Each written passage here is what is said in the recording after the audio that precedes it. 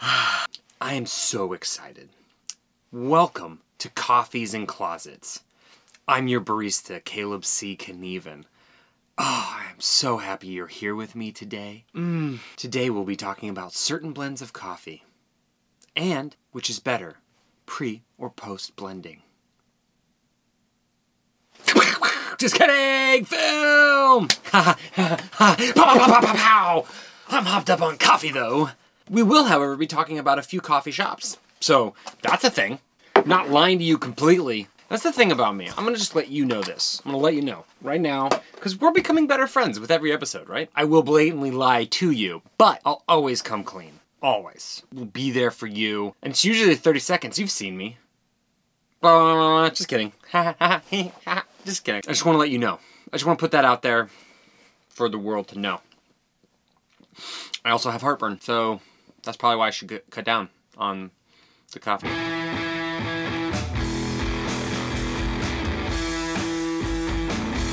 Today I got a treat for you. Today we will be talking about pulling off San Francisco. Sounds like a heist. No. Pulling film in San Francisco.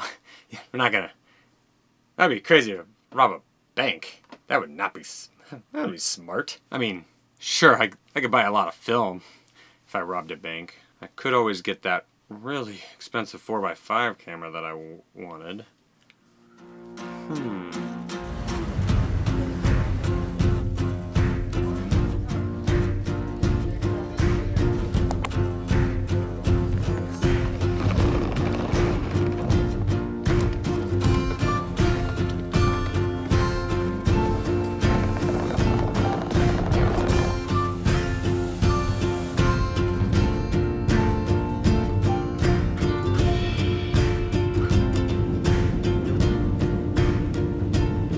So, a few weeks ago, it was Halloween, and my girlfriend's friends were having a party in their backyard. It also turned out that my girlfriend had to go to San Francisco that next week. So how did that work out? Just perfect timing, right? And you know I love traveling, and you know I love photography. And if you don't know that, then what the f are you doing here? Go home, okay? Stop causing trouble. Come back with a fresh attitude. So, I decided, you know, what else am I gonna do except for just take photos?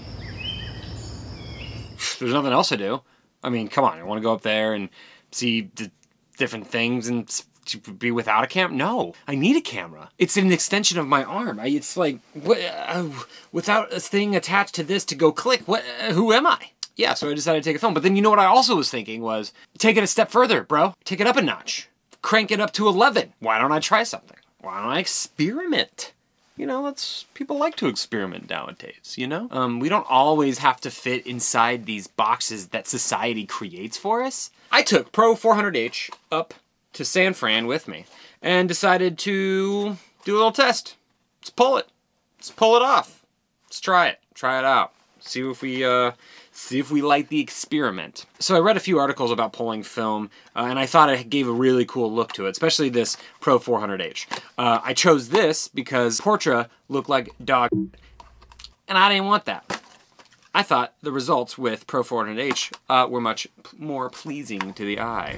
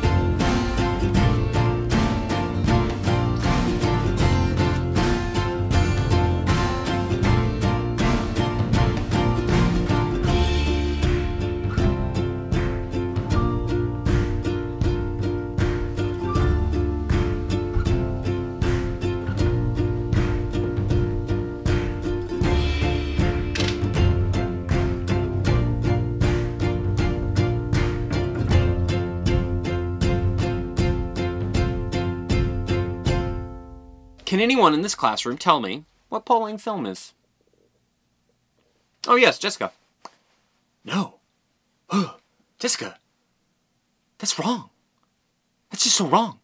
That's the third strike. You gotta go to the principal's office, okay? I can't have this in my classroom. No. Pulling film is when you rate the ISO at less than box speed.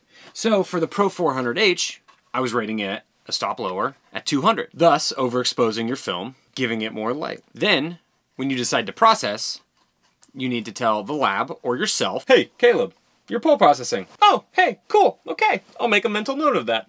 It's where you develop for less time. So I use Cinestill C41 kit, and on that cheat sheet, it says that you develop for 3.5 minutes. So if you're pulling your film, you develop for 2.75 minutes. Just put it in for 2.75 minutes, and that's it. It's weird. It does not feel like that's long enough. It feels like that's all you do. That's it, less time. So with that in mind, I put a ton of Pro400h in my backpack, and we headed up to San Francisco. The friends we were staying with had like 4 different antique stores around, and so naturally being a camera slut procurer, I had to go see if there was any cameras hiding away in the booths of those antique stores. It was a bust other than one place called Memory Lane Antiques. We met a fantastic young man named Philip, and he ended up giving me some free film. I mean, it's expired, and it was for $4. But he was very nice. He was a stand-up gentleman, really nice guy. Chatted for a while. So I found this Kodak Kodacolor VR. So I'm gonna be excited to try that sometime. I'll show you what that looks like.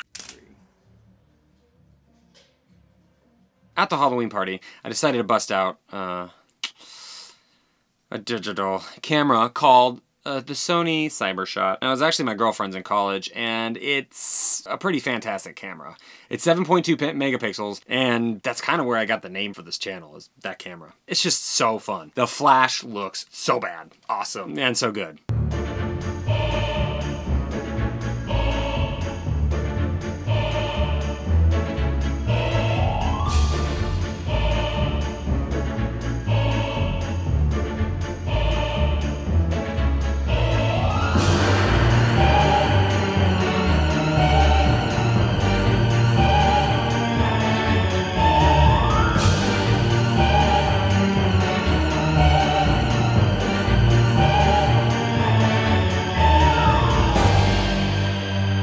So that was our time in San Jose. Then we took a Caltrain, got up to San Francisco. I loaded this bad dog up, put it in the camera, and started going click, click, click. So obviously I'm rating this film at 200, so I had to meter it. I meter with this app called Light Meter. It's from this company called Lumu. This app right here, and just looks like this, has a point meter and an overall meter, and you can just adjust these things, and it works. I exposed for the overall scene. One effect that pulling has on the film is shadow detail. So unlike pushing film, where your shadows kind of stay contrasty, stay dark, pulling film lifts your shadows. And then it does mute your highlights, but it gives you a really nice flat image, and that's kind of what I was going for. Once being in San Francisco, I had to do all the sightseeing, so I walked a ton. And the camera I took with me was my Pentax 6.7. Now, I won't do a review on this yet, because this deserves its own beauty. This is my love. This camera is, we'll get to it. Obviously, a lot of you people know, it's kind of heavy. It's like a tank. If I'm on the mean streets, I wanted something like this with me, so I put this bad dog full of this bad dog, and they made some beautiful bad dogs together. Just little bad dogs. But man, this thing was a beast going up those hills. Whew! This is my dominant hand. I'm a righty. And so this hand can take this bad boy all day. Oh yeah. So I wanted a little bit of a workout. A little bit of a camera workout. With this guy and with the 105 or even the 50, geez, whew, this 55. These two together just, what? They're heavy. So I took this throughout the streets of San Francisco, capturing the city. This f***ing hill.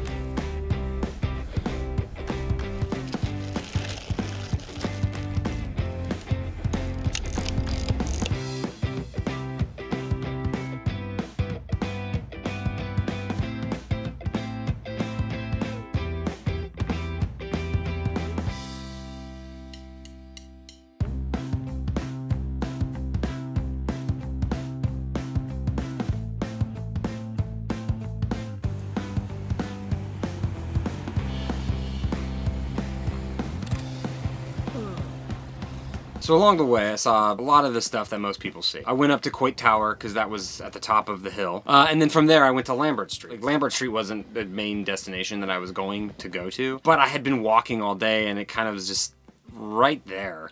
So it's like, well, I might as well see it. I had nothing else to do and my girlfriend doesn't work, so obviously I'm gonna just go around and take photos. I did at some point figure out how to use the bus system. Well, that was cool. I didn't have to walk as much. Knowing me, as well as you do now, I had to go to a few coffee shops, had to check out the local scene there, pull back some spros. You know what I'm talking about, my bros. My spro bros. At the beginning of the day, the fog rolled in, so when I was up at the top at Coit Tower, I couldn't really see the Golden Gate Bridge, which was fine with me. I kind of liked that look. It was kind of nice. But at sunset, I ended up going to the Palace of the Fine Arts, and by that point, it was golden hour. And bow, those rays just pow, straight through that and just hit the Palace of the Fine Arts with all its golden glory. While I was there, I ended up thinking, hey, this is a test, right? I can't just pull film. I might as well, because I have full developing control, shoot at 400. Make sure I rate that properly. Then I could really see the difference between the two processes. I'll take some rating at 200 pulling, and I'll take some at box speed. One thing you have to keep in mind is that you have to shoot the whole roll. You can't go all willy-billy with, willy-billy? Is that right? Pick one speed, shoot it out, and then see what happens. And then I know a lot of people go to the Golden Gate Bridge, a destination of San Francisco. But I did too, because obviously.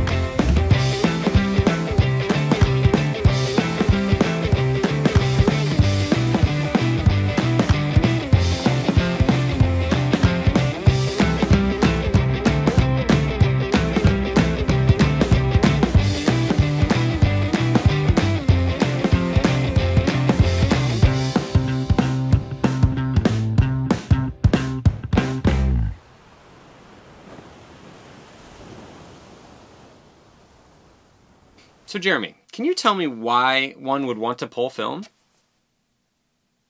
Ah, Jeremy, that was you get a gold star. Gold star for you. Boop. But for those who didn't hear him, I will repeat. So some good applications for pulling film. It's good for bright sunny days. It's good for overall latitude. Pulling film is good for those lazy days that you don't want to do anything. Pull away. Hey, I'm not judging. Whatever you want to do. Most of the time I was meeting for the overall scene because I knew the shadows were going to be lifted anyway in the pull process. I didn't want to necessarily pick one over the other. So generally the entire scene. If it was super bright, like I was shooting against the ocean, I ended up metering for the highlights at that point. For the most part, I just overall scene, you know, just everything. Being able to stay in a fancy hotel for a few days on someone else's dime, seeing the different architectural structures in San Francisco was also really cool to me. But we're here to talk about pulling film. That's what this class is about. So, was it worth it? Did I enjoy it? Would I do it again? Yeah, I enjoyed it. It was fun. Especially if you develop your own film. It knocks a few minutes off. Everything else is the same after that. Do I think it made a difference? No. The way I shoot, the way I develop, and the way I edit usually always pushes my film in the direction of what pull processing does anyway. So it doesn't, for me, really matter. The images kind of came out at the end of the day looking like the images that I always take. Did that answer the question for you guys? Did that help you? Maybe I didn't go far enough. No one pulls like 4 stops. Or maybe, I don't know. Maybe that's better. Maybe I should try to pull 4 stops. The Cinestill kit tells you how to push 1, 2, and 3 stops, but it only tells you how to pull 1 stop. Do they just assume people don't do it? Maybe no one gives a shit about pull processing. I don't know. What I should have done also is shoot that at 200 and process it normally. See how that turned out, which I didn't because I'm dumb. But I'm an idiot. Overall, I got an image, and that's really what it was about. If I can be honest, I didn't really see a difference between the film that I pulled and the film that I developed normally. I mean, Pro400h is a really good film. You know, I know everyone loves Portra. Don't get me wrong, I love Kodak too, but Pro400h is pretty solid. What I probably should have done is do some tests with Pro400h and polling. I did. I forgot. I did do some tests with human skin. I'm not that dumb. I shot some engagement photos with a flash.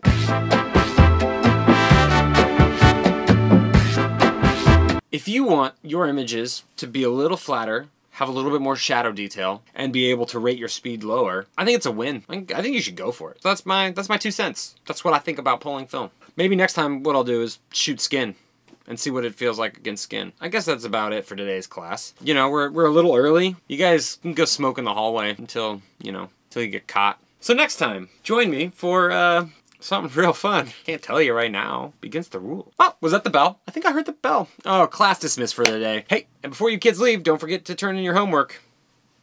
And where's my apples?